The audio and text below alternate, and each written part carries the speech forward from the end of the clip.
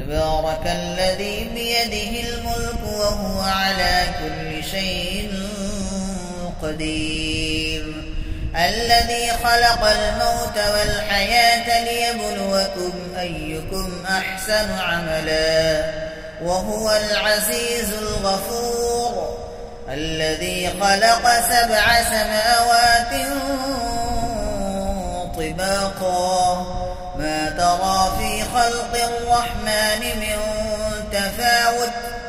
فارجع البصر هل ترى من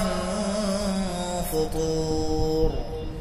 ثم ارجع البصر كرتين ينقلب إليك البصر خاسئا وهو حسير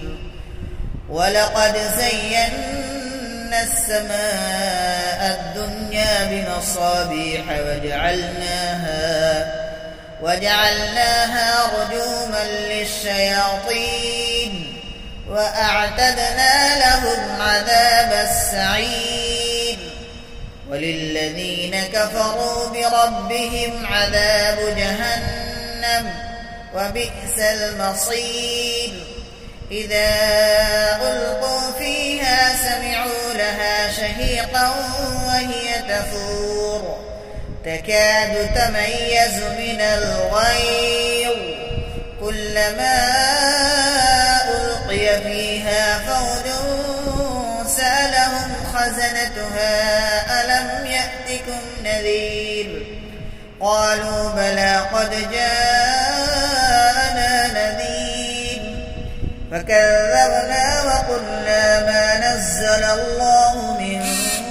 شيء إن أنتم إلا في ضلال كبير